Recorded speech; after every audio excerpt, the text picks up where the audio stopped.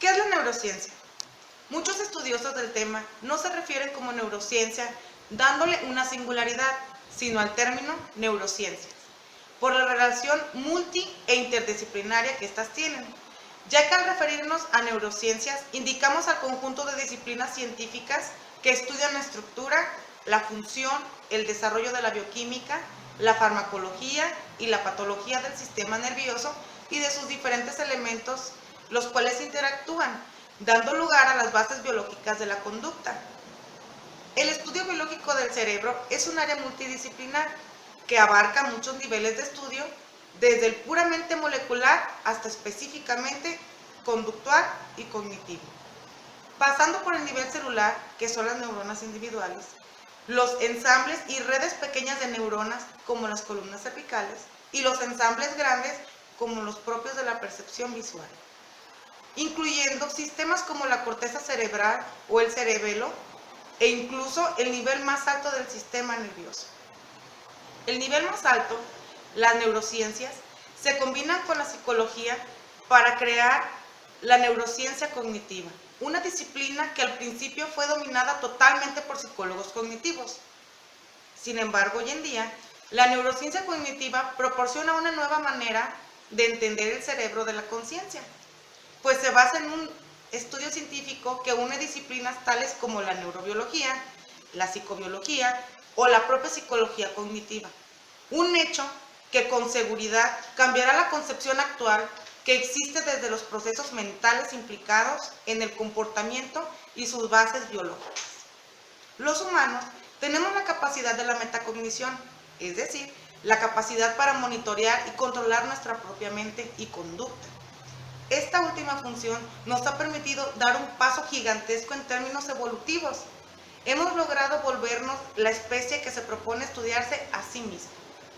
Las neurociencias nos ofrecen un apoyo a la psicología con la finalidad de entender mejor la complejidad del funcionamiento mental, tratando de desempeñar la manera de cómo la actividad del cerebro se relaciona con la psiquis y el comportamiento, revolucionando de esta forma la manera de entender nuestras conductas y, lo que es más importante aún, cómo aprende, cómo es que guarda información nuestro cerebro y cuáles son los procesos biológicos que facilitan el aprendizaje.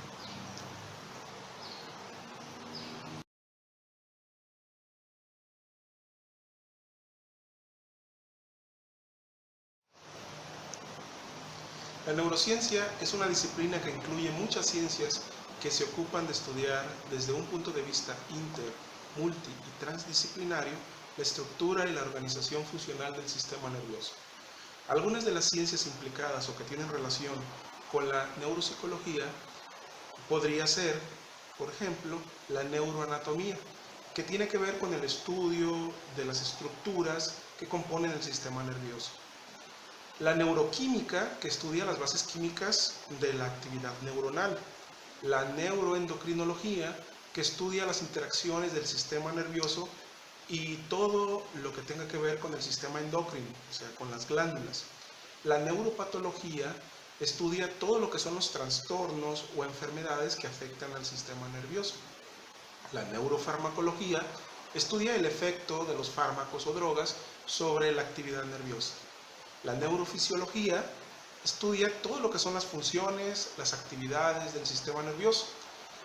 La psicofisiología estudia todo lo que es la relación de la actividad fisiológica y los procesos psicológicos, dentro de lo que es enfocada hacia lo que es la educación.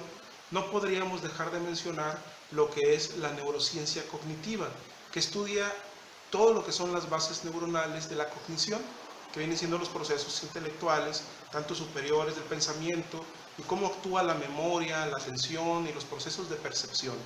En este caso, para el proceso cognitivo y los procesos de aprendizaje. También podemos mencionar que se utiliza aporte de otras disciplinas y ciencias diversas, como por ejemplo la biología, la química, la física, la electrofisiología, la genética, la psicología y hasta la antropología.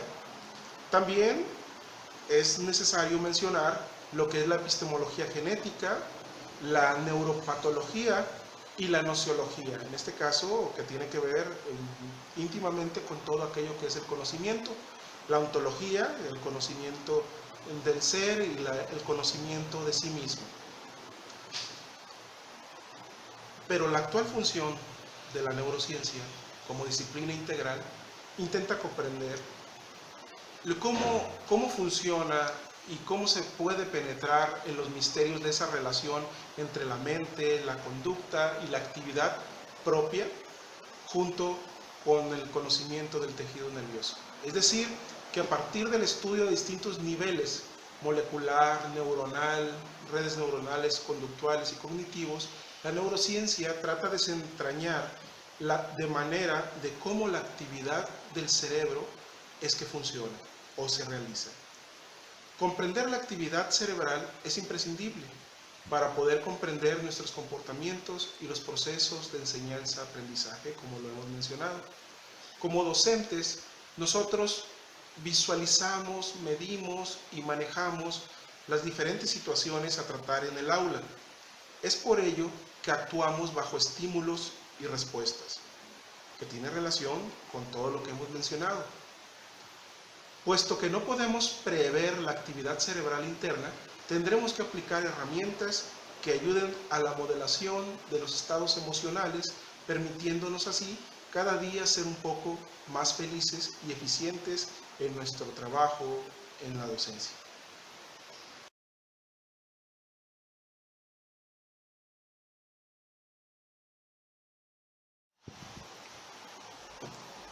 Los avances recientes en neurociencias están demostrando de una forma cada vez más clara las conexiones que existen entre emociones, sentimientos, efectos, pensamiento racional, medio ambiente en el que nos desenvolvemos y la toma de decisiones que cada persona realiza a lo largo de su vida. Y esto ha evolucionado porque en la década de los 80 no se le tomaba tanta importancia a las emociones en el educando, sino más bien todo se enfocaba a lo que era el efecto o el proceso de enseñanza. La neurociencia está revolucionando la manera de entender nuestra conducta.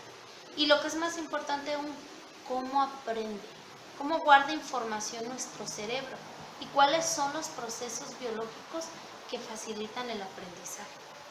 El aprender es un proceso por el cual se adquiere una determinada información y se almacena para poder ser usada cuando se necesite. El aprendizaje se produce como consecuencia de una serie de procesos químicos y eléctricos. Todo aprendizaje está posibilitado por las redes neuronales del cerebro, que al mismo tiempo están siendo cambiadas por el aprendizaje. De este modo, la evidencia neurobiológica sugiere que el aprendizaje, la atención, la memoria, etc., están profundamente influidos por el proceso de la emoción, a lo que comúnmente se conoce como el pensamiento emocional. Por lo tanto, la relación que existe entre la neurociencia y la educación está muy estrecha.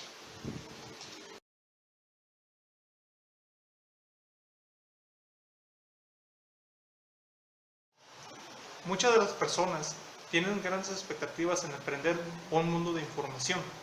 Sin embargo, hay personas que se dedican a hacer una sola cosa y hacerla bien.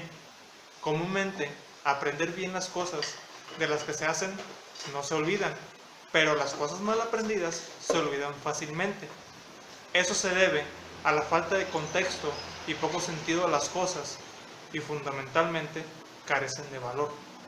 Los seres humanos tenemos un gran cerebro, pero olvidamos que somos nuestro cerebro y no la marioneta que el cerebro controla. Esto implica que no nos enfocamos en realidad lo que queremos hacer y no explotamos todo el conocimiento adquirido. El cerebro, especialmente en las primeras etapas de la vida, es de la plasticidad que en principio posee una capacidad para conocer y experimentar absolutamente extraordinaria.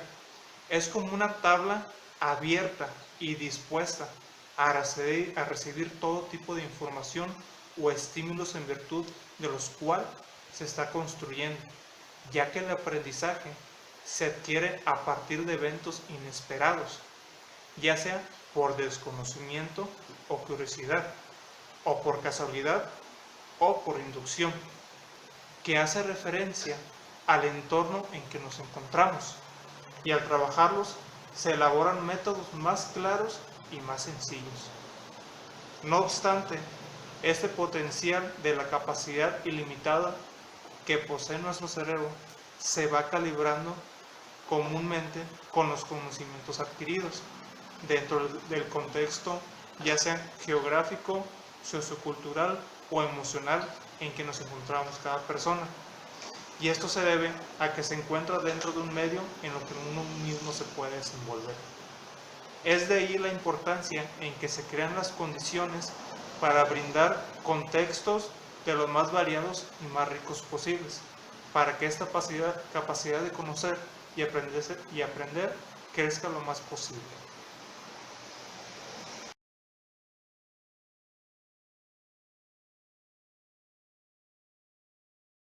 2.1.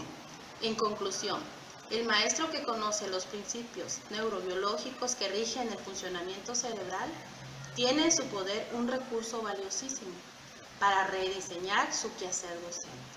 Será capaz de identificar ritmos de aprendizaje, así como los niveles de maduración de sus alumnos, y adaptará recursos hacia su enseñanza con bases científicas que le garantizan aprendizajes deseados. Gracias.